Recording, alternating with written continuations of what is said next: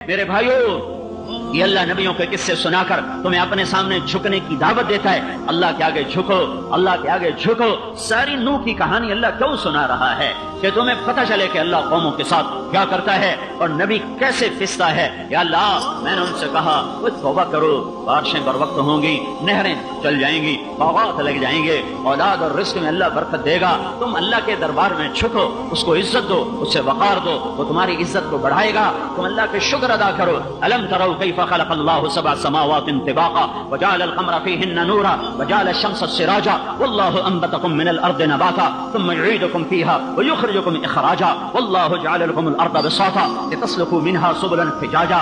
یا اللہ، میں نے یہ بھی بتایا، یہ آسمان اللہ نے بلند کیا، یہ زمین اللہ نے بچھائی، چاند تاروں کو اللہ نے چمکایا، زندگی موت کے سلسلے اللہ نے چلائے، زمین میں ڈال کر زمین سے نکالے گا تمہیں دوبارہ۔ یا اللہ، میری انہوں نے ایک نہیں سنی، ایک نہیں سنی، اب تو ہی مہربانی کر۔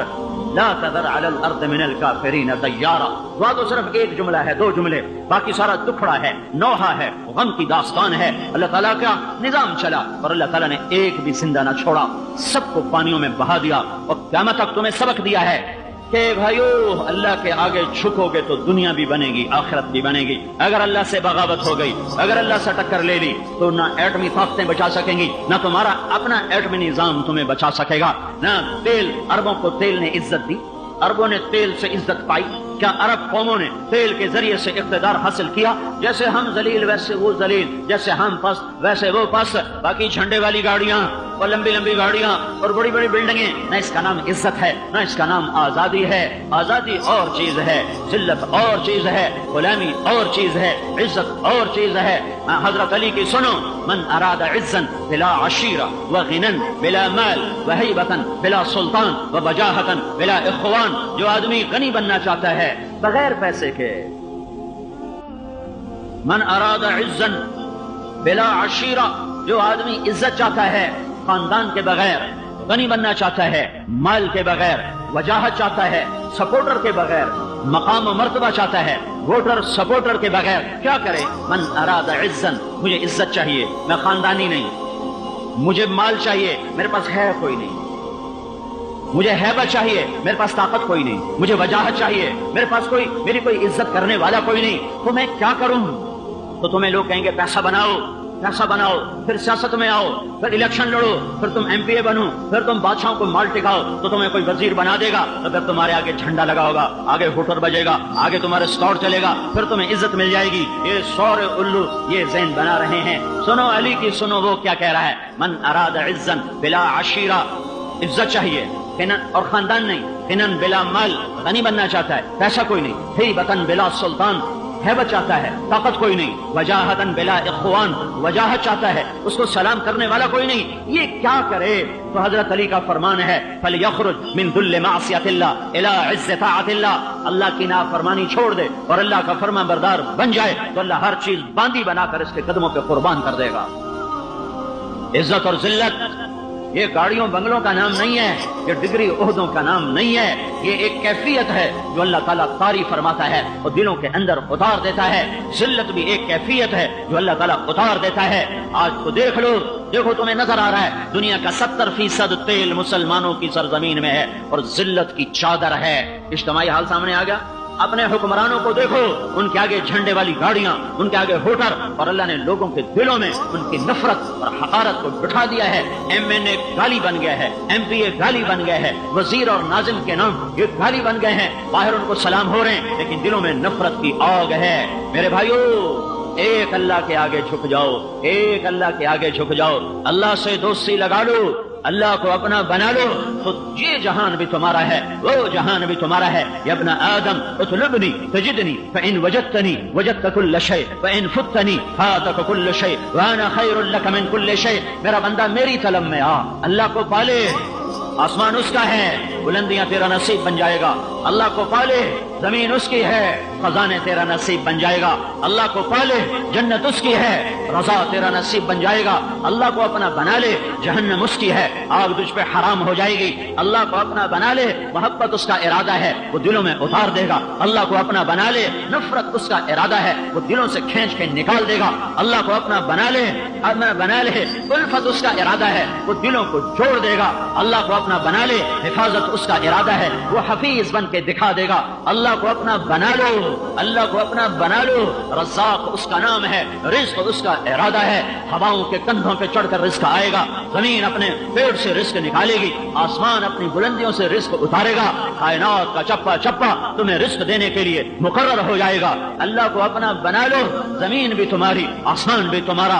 उमर रज़ियल्लाहु तआला अन्हु मिंबर पर खड़े होकर कह रहे हैं, जुमे की तकरीर करते हुए, या सारिया तो अल जबल अल जबल, ए सारिया पहाड़ पहाड़ पहाड़।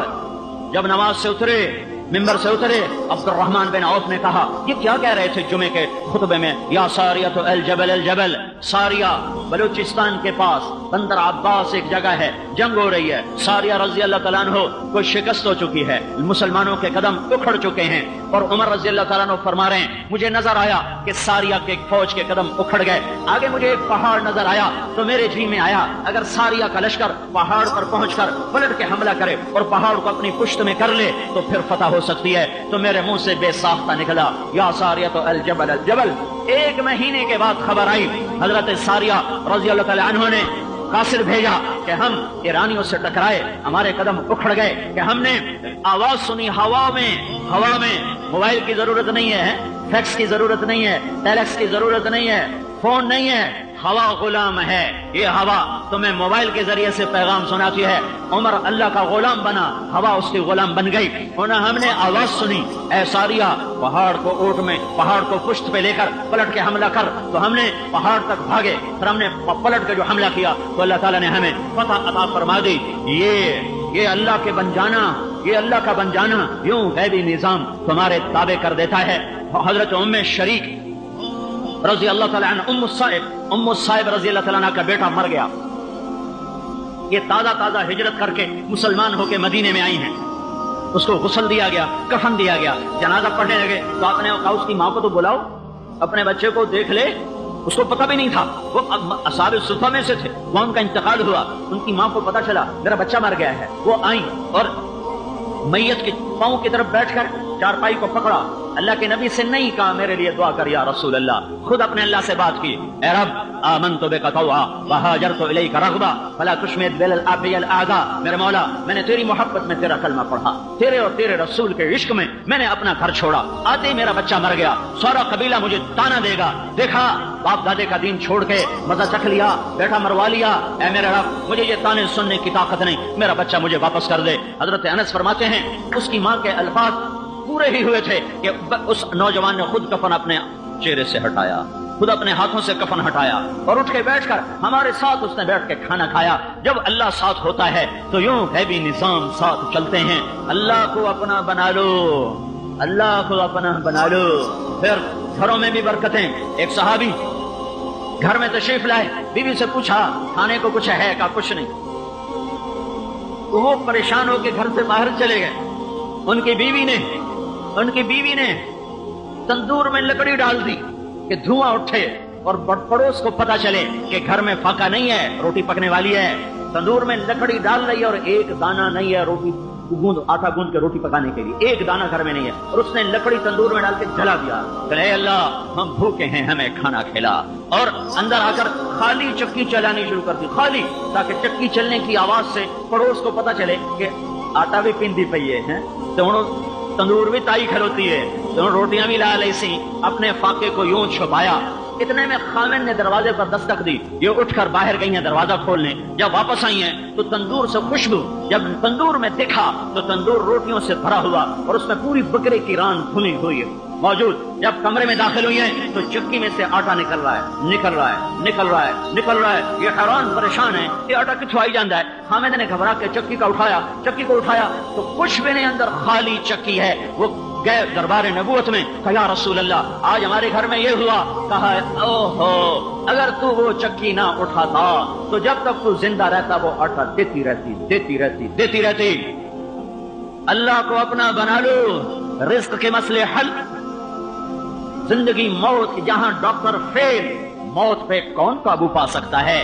جالینوس بہت بڑا حکیم گزرا ہے، حضرت عیسیٰ علیہ السلام کے زمانے میں تھا، مصر میں، اب فلسطین میں۔ جالینوس سے کہا گیا ایک فلسطین میں حکیم آیا ہے جو مردے زندہ کر دیتا ہے، تو جالینوس نے فوراً کہا کسی طبیب کے بس میں نہیں ہے کہ موت سے لڑ سکے، وہ نبی ہوگا، وہ طبیب نہیں ہو سکتا، وہ نبی ہوگا۔ جہاں طبیب عاجز وہاں تم اللہ کو تو اپنا بناؤ۔ اور ام الصائب پھر پہلے مری، اور یہ بچہ حضرت عثمان کے زمانے میں جا کے اس کا انتقال ہوا۔ اور یہ تو صحابی ہیں، آگے چلو تابعین کا دور ہے، تابعین، اور ایک تابعی ہیں نباتہ بن یزید رحمت اللہ علیہ، یمن سے چلے ہیں جہاد کے لیے، گدھے پر سوار ہیں، راستے میں گدھا مر گیا، سامان اس کے اوپر ہے، نیچے اترے، 2 نفل پڑھ کر کہا میرے مولا تو بے نیاز ہے اور میں نیاز مند ہوں، تو غنی ہے اور میں محتاج ہوں، میرا سفر ہے، سامان کہاں سے اٹھاؤں، سفر کہاں سے پورا کروں، میرے گدھے کو زندہ فرما۔ یہ کہہ کر اٹھے اور چھڑی لی اور زور سے مارا اس کی پشت پر، تو قم باذن اللہ،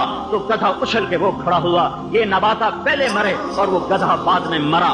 امام شافعی نہیں شعبی فرماتے ہیں کہ میں نے کوفہ کی منڈی میں اس گدھے کو بکتے دیکھا، فروخت ہوتے دیکھا۔ اللہ سے دوستی لگا لو، یہ نظام تمہارے حق میں یوں چلیں گے، یہ نظام اللہ تمہارے لیے معیشت کا نظام، حفاظت کا نظام۔ ابو مالک رضی اللہ تعالی عنہ سفر میں ڈاکو پڑا، ابھی میں تھا، ایک دوست ملے، کہا جی ڈاکو نے گھیرے میں لے کر مال بھی لوٹ لیا، عورتوں کا زیور بھی اتار لیا، گن پوائنٹ پر، میں رونے کے سوا کیا کر سکتا ہوں، میرے پاس آنسوؤں کے سوا کچھ نہیں۔ جب قوم اللہ کی باقی ہو تو پھر اللہ ظالموں کے حوالے کر دیتا ہے۔ جب 95% لوگ نماز نہ پڑھتے ہوں، 100% نوجوان گانے سنتے ہوں، 100% نوجوان ماں باپ کے نافرمان ہو، جب فیصل آباد میں شراب بیچی کی جا رہی ہو، بنائی کی جا رہی ہو، انعامی بانڈ بک بھی رہے ہوں، فروخت بھی ہو رہے ہوں، اور لاٹری کی اسکیمیں اخباروں میں اشتہار دیے جا رہے ہوں، اور اسے انعام کے نام سے جوئے کو حلال کیا جا رہا ہو، اور جب سود کی عمارتیں ہر محلے میں کھڑی ہوئی ہوں، اور اذان پر نماز کی طرف جانے والا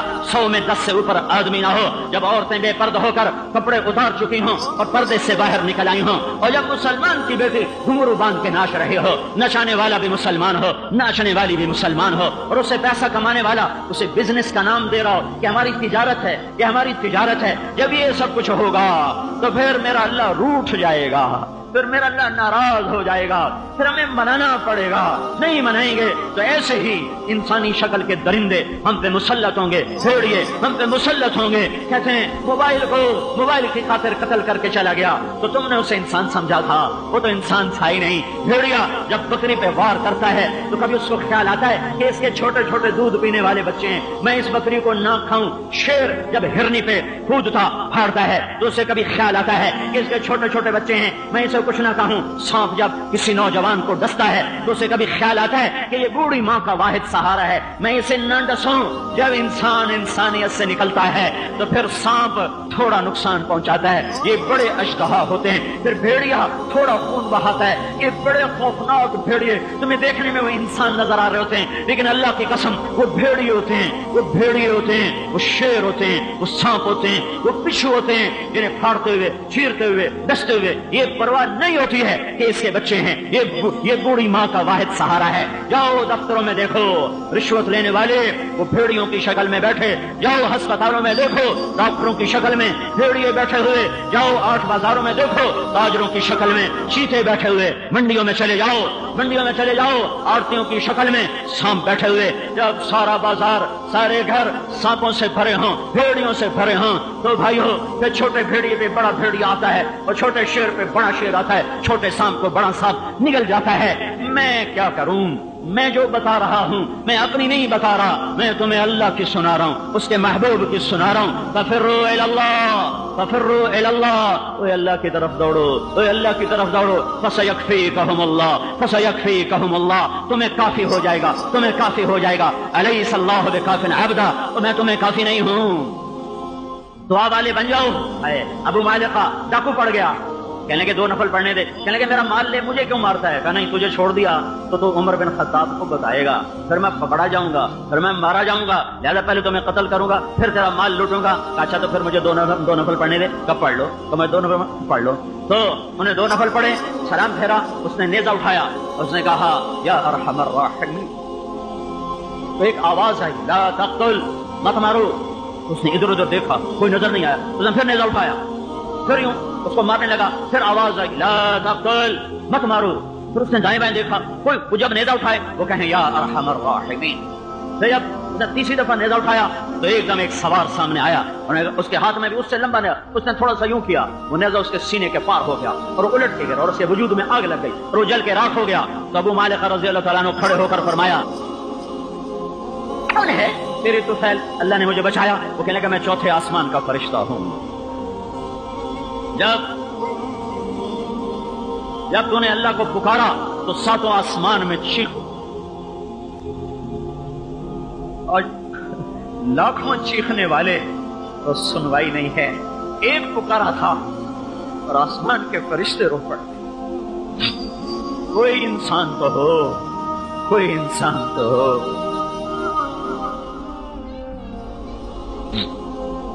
ہائے ہائے ہائے ہائے. جب تو نے یا ارحم الراحمین کہا تو آسمان کے فرشتوں میں چیخو پکار مچ گئی. تو میرے اللہ نے کہا کون اس کی مدد کرے گا؟ تو میں نے کہا یا اللہ مجھے بھیج. جب اس نے پہلی دفعہ تیرے اوپر نیزہ اٹھایا تو میں چوتھے آسمان پر تھا. جب دوسری دفعہ نیزہ اٹھایا تو میں پہلے آسمان پہ پہنچ چکا تھا. جب تیسری دفعہ نیزہ اٹھایا تو میں تیرے آگے تھا. اور ابو مالک تیری طرح جو آہوزاری کر کے رب کو پکارے گا میں مدد کے لیے آؤں گا.